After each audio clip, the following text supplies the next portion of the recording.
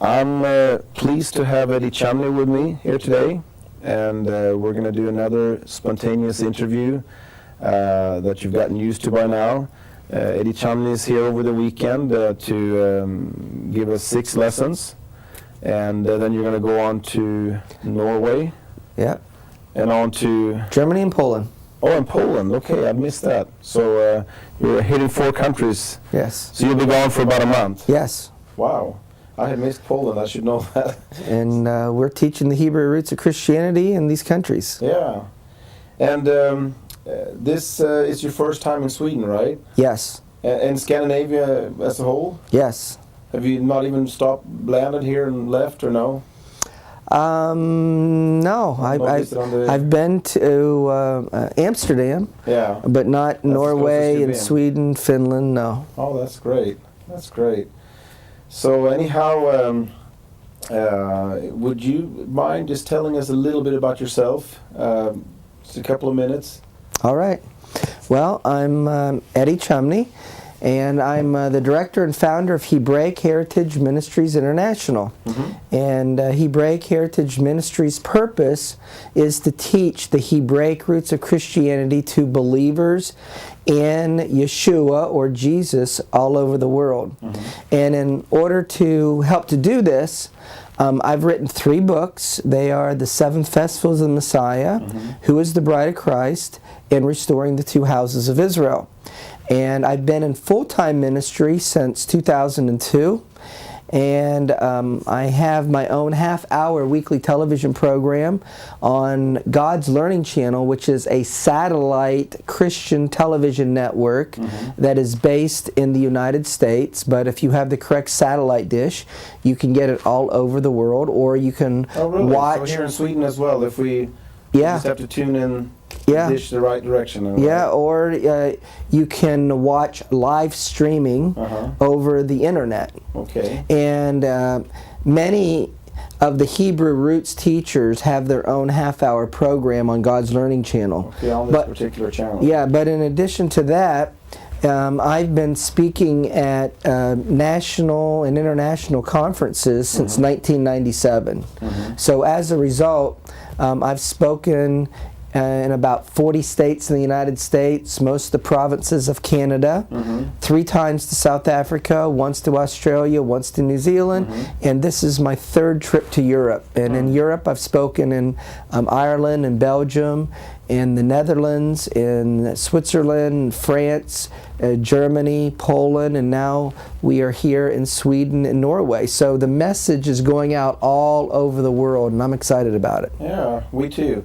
So now this coming to Europe, it's actually a fairly recent thing, right?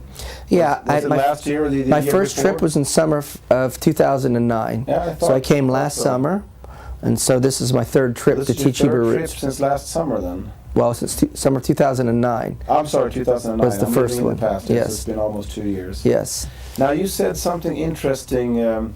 I think it was yesterday, right after you came. Mm-hmm. We talked a little bit about the Hebrew Roots movement. Mm-hmm. In Sweden, this is still a fairly, I shouldn't say a new thing. It's been happening for a few years, but not everybody's heard about it. Mm-hmm. But you told me something very interesting. When you go to different cities, different states in the United States, and different countries, mm-hmm. It's a lot of times small groups. Mm-hmm.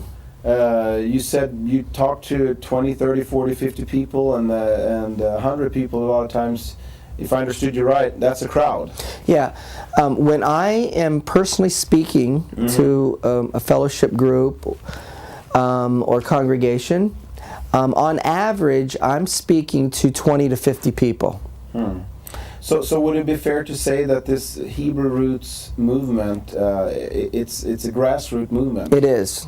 So you how many times, out of 10 times, how many times are you in an actual church? 0. Really? 0?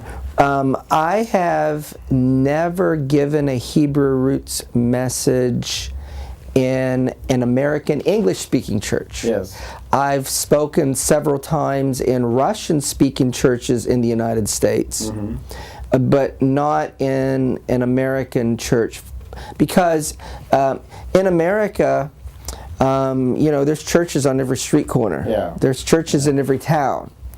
And so people who are attending churches in America, mainline churches or evangelical churches, they're not even going to know that Eddie Chumney or Bill Cloud or Mark Biltz or Rico Cortez or Brad Scott or Monty Judah exists. But within the Hebrew Roots movement, all of us are well known and we are regarded as national teachers. And we get the message out through television, through the internet, and those who organize conferences and ask us to come and speak in their local fellowship groups. Yeah. But it's common that we got the same setup as in Sweden, that a few families get together and invite you to come. That's normal all over the world. Yeah. That's the situation in the United States, and that's the situation in South Africa or Australia or New Zealand as well. We have a small group of people in a local community, but I would say in the United States, every 50 miles there's a fellowship group. But it's a fellowship group of 10 to 25 people. Yeah. But every 50 miles. Now, what do you think, what's God's plan behind this? I mean, I have some ideas, but I'd rather hear what you say. I mean, why don't we see any mega churches, Hebrew Roots mega churches? The answer is because these are the days of Elijah. And that's what you're going to be talking about Friday night, right? Yeah, in Matthew chapter 17, Yeshua was asked a question, and the question is, verse 10, his disciples asked him, "Why then say the scribes that Elijah must first come?" Which means precede the coming of the Messiah. And Yeshua answered and said, "Elijah truly shall first come," and this is what Elijah is going to do: restore all things. Well, you can't restore something unless it originally was, and then something happened to it and it got in a deteriorated state, and then you're bringing back to how it originally was. So in our Bible, how were things originally? The people who believed in the God of Israel followed the Torah, but yet the nation of Israel departed from the Torah, as we read in the Old Testament, or we say the Tanakh, the Hebrew Scriptures. And then in the history of Christianity, the disciples of Yeshua were taught by him, and he taught them how to follow the Torah. And the early believers in Yeshua followed the Torah, but there began to be a separation from that, and ultimately that separation was complete with Constantine in 321, when he declared the Roman Empire that the state religion of the Roman Empire would be Christianity. And in doing so, Constantine brought the religious leaders together who were non-Jewish, and they decided, we are going to worship on Sunday rather than Shabbat, Saturday, and we're going to celebrate Easter instead of Passover. And so Christianity, as many of us understand it, we don't realize that this is Constantine Christianity. Christianity of the last 1700 years. Ouch. Some people might get upset over that. Well, the truth is the truth. Yeah. And what truly Hebrew roots, as I teach it, as I advocate it, is we want to have first century faith. The faith of the disciples and the faith of the first century. And most people don't realize there's a difference between first century faith and fourth century faith, which is the faith that is brought down to us. And so, therefore, there's been a departure from the first century. So that which was original was departed from, and there needs to be a restoration back to how it originally was, and that is the ministry task of Elijah. And we're told about Elijah's ministry, or his task, in Malachi in chapter 4, verses 4 through 6, where in Malachi 4:4 it says, "Remember the Torah of Moses my servant." Verse 5, "Behold, I send you Elijah the prophet before the coming and great and dreadful day of the Lord." So before Elijah comes, his message is, remember the Torah of Moses. And so the other reason for now is because as a part of the message of restoration, which is the message of Elijah. And why is it that this isn't, mainstream? Why is it grassroots? Is because in Isaiah chapter 40, when we're told about Elijah's message, it says in verse 3, "The voice of him that cries in the wilderness." Not the voice of him that cries in Jerusalem. No. Not the voice of him that cries on Main Street. Not the voice of him that cries in the megachurch. So are we meeting in the wilderness? We're meeting in the time? wilderness. That's where his people are meeting in some way. Yeah, and the wilderness is outside of the mainstream. Yeah. And then these little groups that are popping up everywhere, these clusters of Messianic believers in different cities, different countries, it's all part of this restoration. It's part of this restoration. And the message of Elijah not only is in Malachi 4:4, remember the Torah of Moses, but here in Isaiah 40 verse 3 it says, prepare the way of the Lord. In other words, it's Elijah is preparing the people for Messiah's coming. Now, when Yeshua returns at his second coming, what's he doing? He's coming for a bride and to marry a bride. So the bride, in a sense, is preparing herself. Elijah's task is to prepare the bride for the coming of the bridegroom and the wedding. And so part of the bride's preparation is to be a bride that is pleasing to our bridegroom. And so the bride is going to know her bridegroom. And so who's the bridegroom? The bridegroom is Yeshua.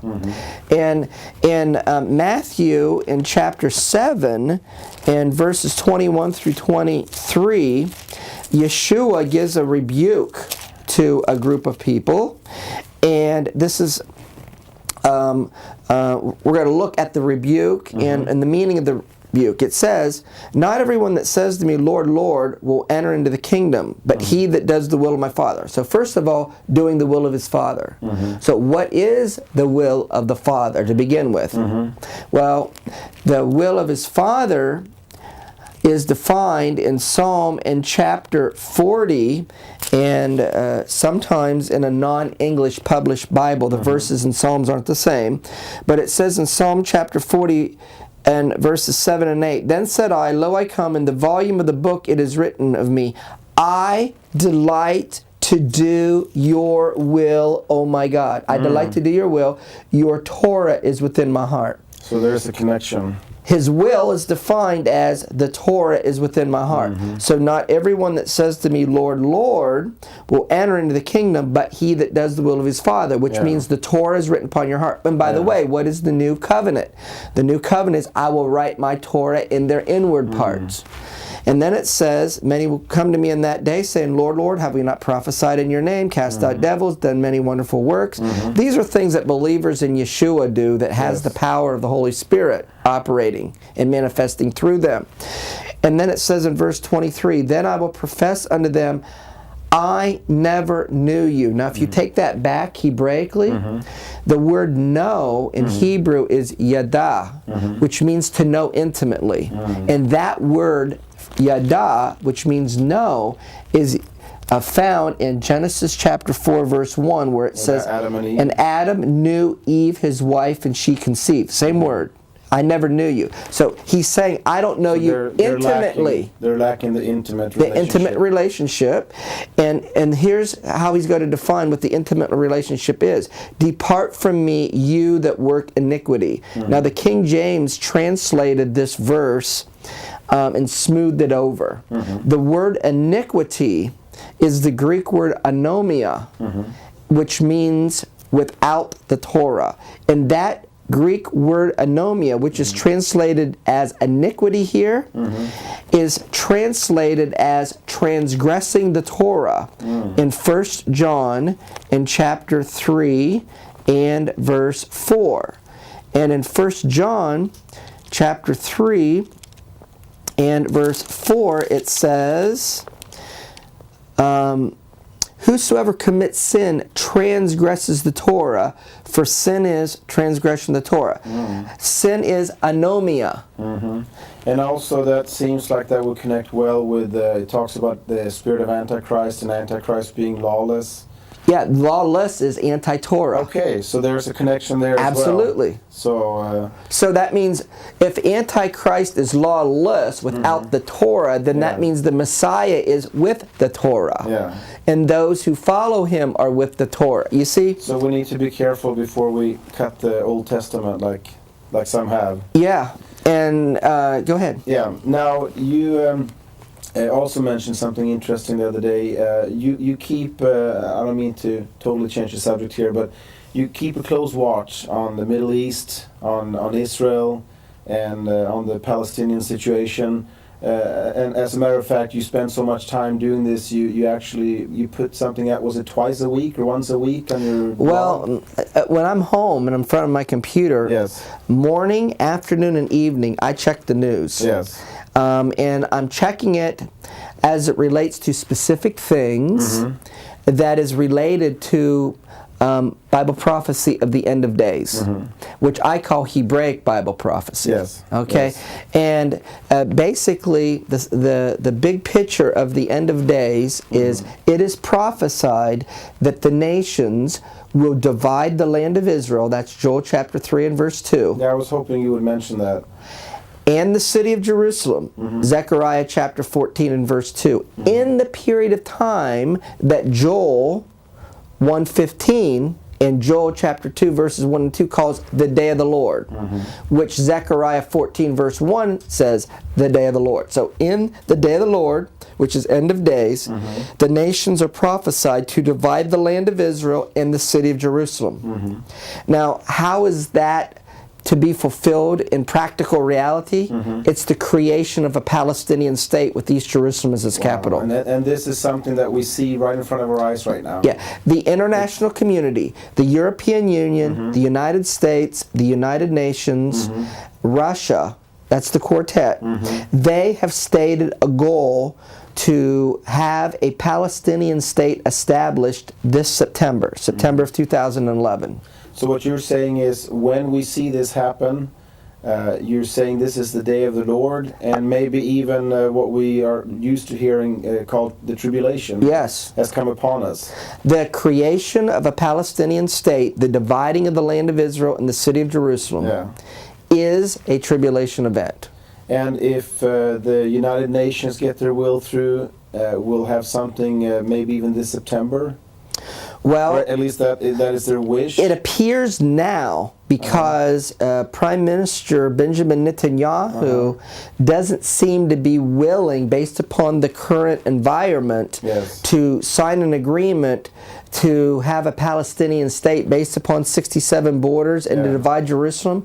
Based upon the current political environment, he doesn't feel comfortable with doing that. No, I wouldn't either. He's giving every indication of that. Nevertheless, the nations are very eager to see the creation of a Palestinian state right away. So it looks like there is going to be, or there is, a clash between Israel and the nations.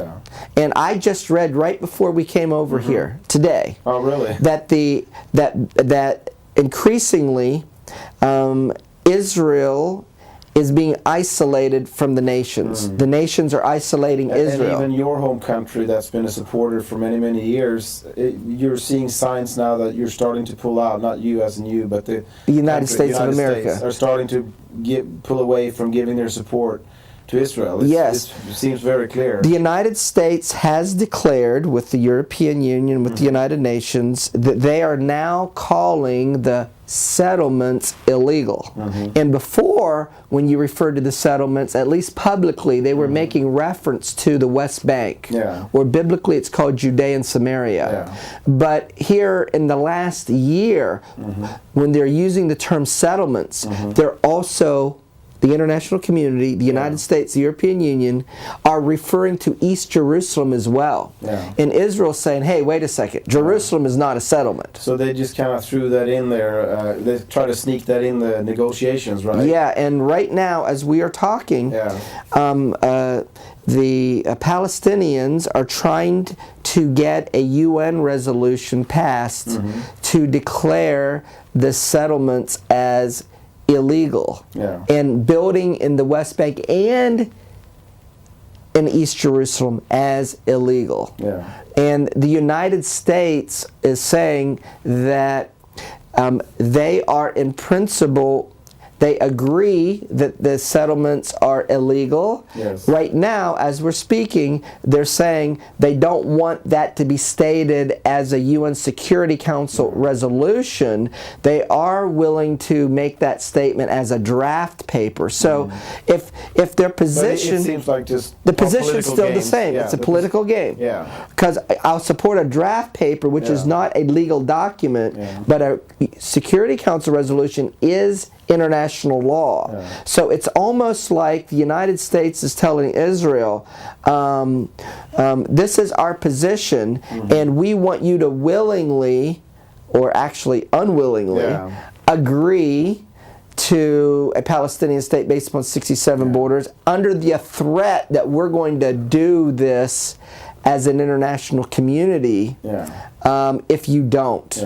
And so this is the choice that really Netanyahu has to make. Is he going to stand for a united Jerusalem and cause Israel to be isolated from the international community, which is in effect the same as having sanctions put upon it when you're isolated from the international community? Does he want to bring that upon the nation of Israel, or is the pressure going to cause him to say, yes, let me sign on the borders of a Palestinian state with East Jerusalem as its capital? He did something fairly recently to sort of protect himself from being bullied into signing such an agreement. What was yes, that? he did. In December, the Israeli government passed that in order for the nation of Israel to divide Jerusalem, which is the only way a Palestinian state is going to be agreed to by the Palestinians and the international community, that it is going to require a national vote, and the Israeli people agree to divide Jerusalem. So in one way, he's slowed down the process. He can't sign this off just by himself. He needs to have the entire people of Israel with him. He put a roadblock in the process. And it was a pretty smart move from his standpoint. So, but that is a tribulation event. That is an event of the day of the Lord. And so it appears if the nations are going to get their way, we will see an event that is a tribulation event this year, if the desire of the nations come to pass. But that results in the judgment of the nations, because it says after Zechariah 14 verse 2, the nations divide Jerusalem. The next verse says the Lord will go forth and fight against the nations, as in he fought in the day of battle. So the dividing of the land brings judgment. This is not what people refer to as Armageddon. We're taught that's a later struggle. Armageddon, people think of as an individual event. Judgment of the nations is a process. So you don't really see a specific battle of Armageddon in a classical Yeah, the book of Revelation speaks of it. Yeah. So actually, if you were going to look at the book of Revelation, for example, in Revelation chapter 6, there's the opening of seals, and then we have judgments happening in Revelation chapter 8 and 9 and 10, etc. So these judgments that are coming upon the earth, they all lead up to that. All these judgments is the judgment of the nations. So when we're talking about the judgment of the nations, we're talking about Revelation chapter 6. Revelation 7 is 144,000. Revelation chapter 8. That's Revelation really chapter exciting and to some maybe a little scary at the same time. But so in your, what you can see, the way you translate the Word of God, this will be a trigger or a sign. Maybe not a trigger of the tribulation, but it will be a sign that now we're in the beginning phase. Yes. And so we have the judgment of the nations to confirm it. And the judgment of the nations is war between the nations, and I believe that war will break out in the Middle East. A war that will break out in the Middle East that will cause instability in the world. That there will be other places where war will break out because of the instability in the Middle East. The whole world seems unstable right now. It's just everything is shaky. Every countries after countries are having uprising, and the other thing that will contribute to war is the perceived instability of the United States. Yes. That the United States is weak, so therefore the countries are going to feel insecure. So maybe India and Pakistan will feel insecure. Yeah. Maybe North and South Korea will feel insecure. So the United States losing its influence will trigger, it'll have a domino effect. Have a domino effect of creating wars in areas that has been stable. Yeah. And what also is associated with the judgment of the nations is worldwide economic collapse.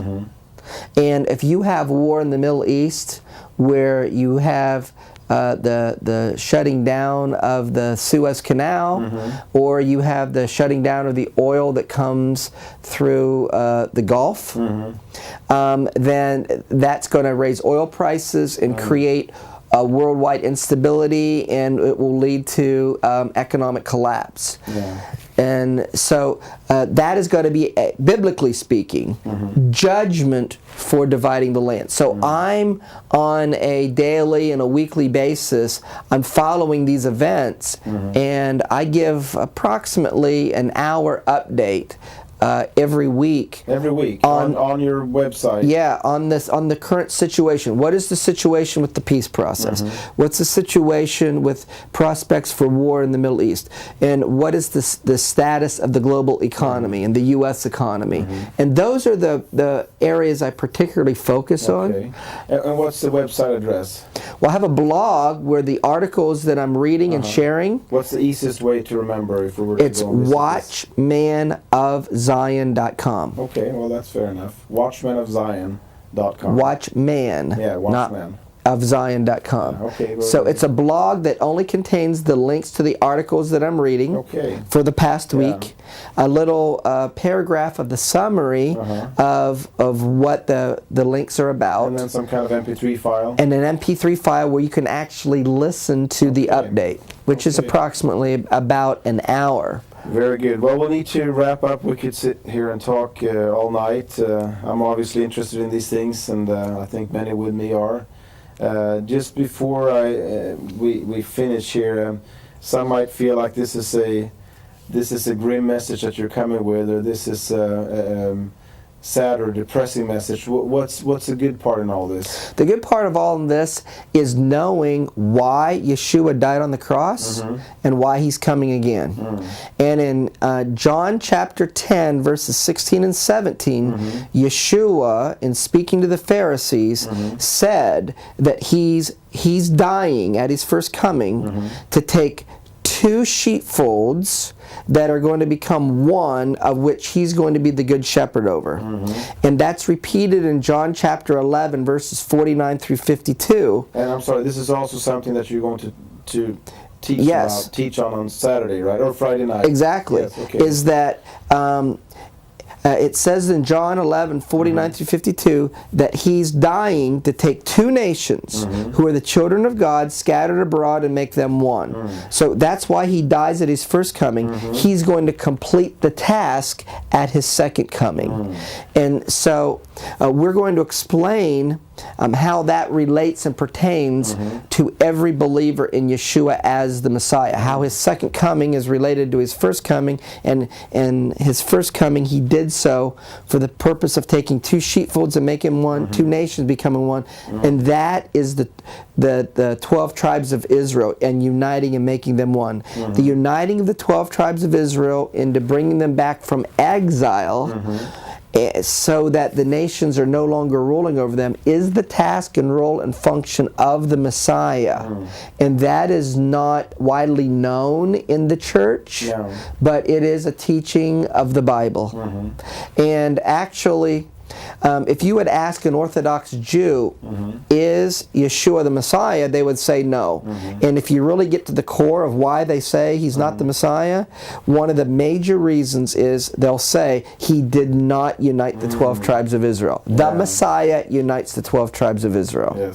And so the result of these things happening is the Messiah, Yeshua, is going to gather and unite the 12 tribes of Israel in judging the nations, and who he's gathering, he's coming for a bride. And you will see in the Old Testament that the gathering and uniting of the 12 tribes of Israel is likened to the joy of a marriage. So he's coming, setting his feet down on the Mount of Olives, and he's going to set up his kingdom.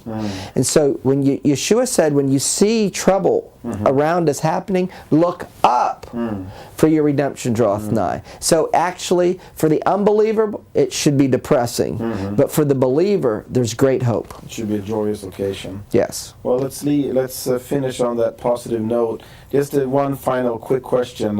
What is your impression of Sweden so far? I mean, you've only been here 2 days, and I showed you around Stockholm a little bit today. Well, obviously, my first impression since I'm coming here in February is the weather. The weather, yeah. And be honest now. You can tell me you hate Sweden so far. I wouldn't be... No, actually, as I shared with you when we were together, the weather here is just like it is where I live in the United States in Ohio. Yeah, okay, so you feel right at home. Yeah, I feel right at home. Yeah.